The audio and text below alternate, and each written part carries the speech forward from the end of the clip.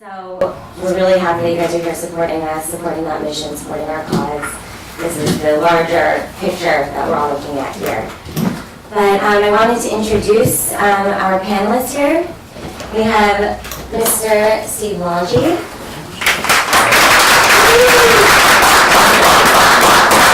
Peter Nelson. Vicky Weinstock. And Charlie Hartz. And I'm Bianca Collins. I'm the festival director.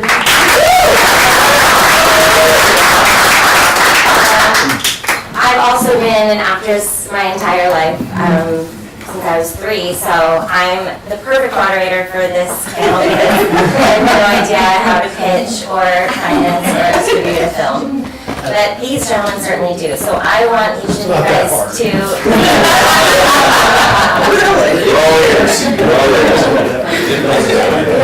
So each of you guys could just kind of give me like the highlights of your path to where you stand now. So everyone kind of is all on the same page here. Well, I've been a film producer for the last 15 years or so, and produced about 14, 15 films.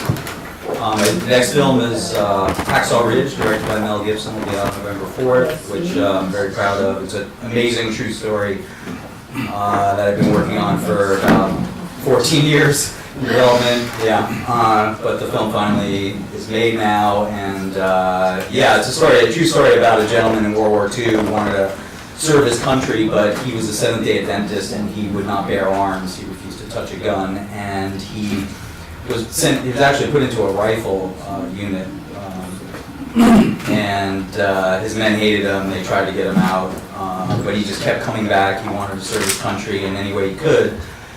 And a lot of times, conscientious objectors become medics. So he became a medic and was sent into the bloodiest battle of the war and winds up saving the lives of over 100 men, American and Japanese, and wins the Congressional Medal of Honor. So from a conscientious objector to winning the Congressional Medal of Honor. It's an amazing journey, and it's the kind of story that I'm drawn to for the most part. I like really uplifting, positive films. I made another film called Paris or Bobby, which is about a young man, true story as well, who committed suicide. He was gay, and his mother tried to cure him through religion.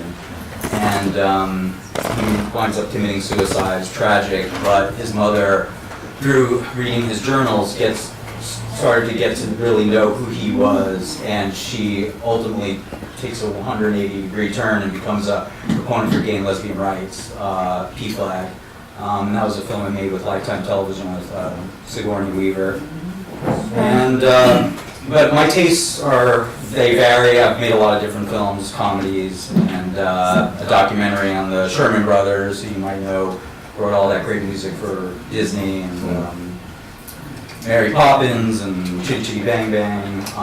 So my tastes are very eclectic, and tend towards true stories, comedy, or high concept type of material. But I'm a producer. The main focus of my job is to read scripts and work with writers and directors with me.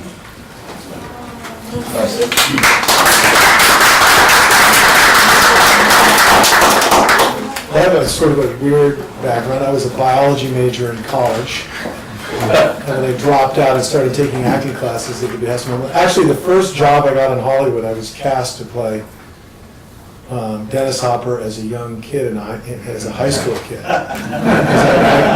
My high school girlfriend's father was the producer of Easy Rider, so he was friends with Henry Jaglin and this I was only 14 and a half. I mean, she wasn't my girlfriend. We were friends. I was at her mother's house, and they cast me in this role. I said, no, I'm too scared. I went skiing with some friends that weekend instead. And ended up not taking that part. But I started out as a PA working for Roger Corman while I was going to school, finishing my degree. I ended up finishing in political science. I became an actor. I starred in a movie that won Sundance. Then I did a miniseries called V, which followed by several miniseries. And then I was in The Last Starfighter. I was in a TV series called Paper Chase in the 80s. And then I decided I wanted to write my own material and try to produce and write my own material.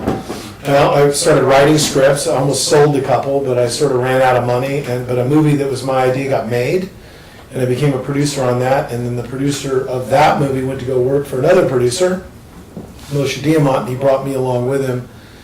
And I ended up doing every job you could do on a movie, as we made movies from 93 to 98 all over the world.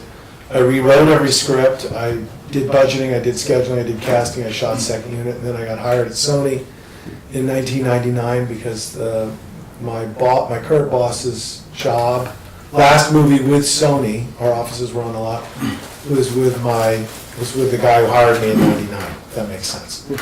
And I've been at Sony ever since, and I lucked out, sort of fluked into a career as a creative executive to a certain degree, because I dropped in right at Sony, right at the dawn of the DVD business. I was in an acquisitions group that was making movies, buying movies and distributing them, making movies, both low budget, direct-to-DVD sequels, as the DVD business was going crazy.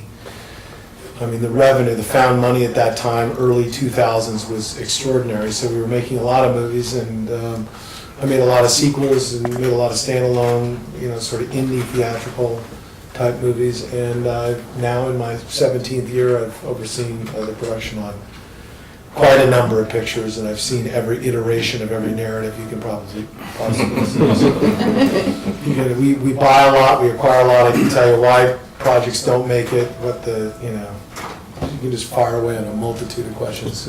At will, whatever you want.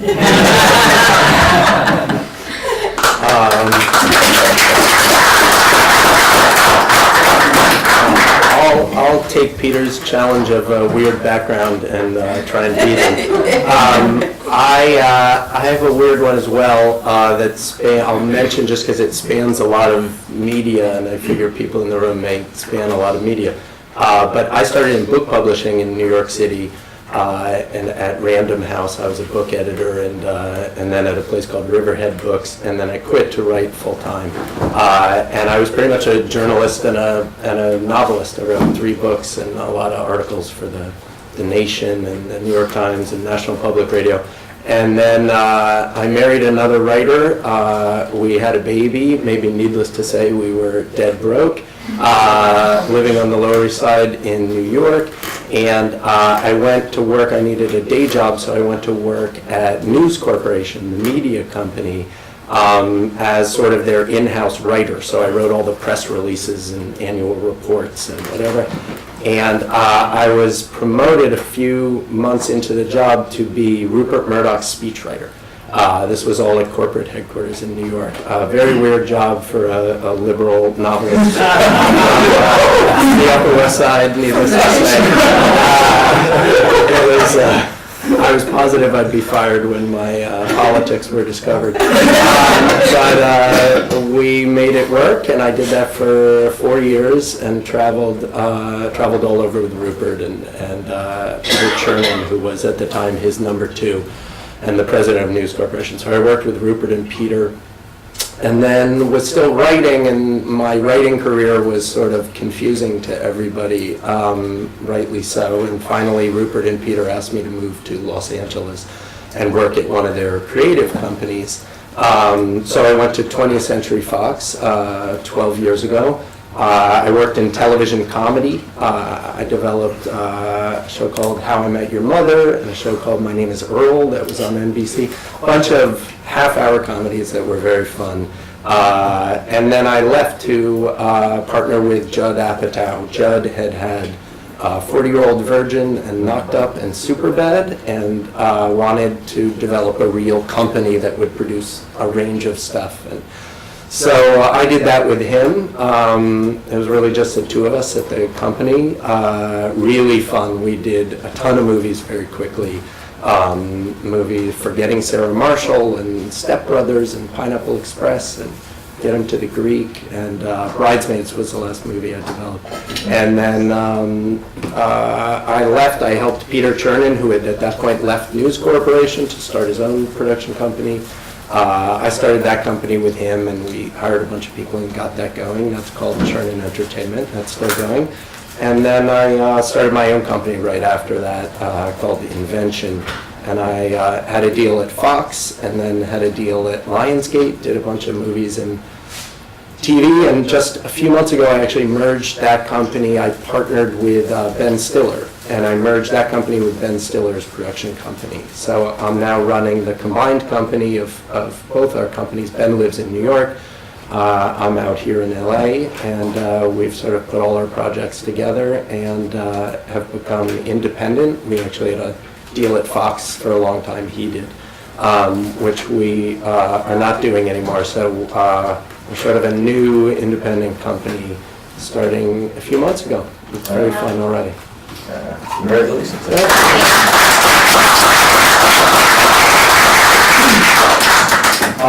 Charlie Hartsock. I started as an actor in the business. Started my career in Chicago. I worked at the Second City there for 6 years as an actor and director. They started a corporate theater company while I was there, and I became one of the creative directors and a head writer for that, doing corporate communications with them.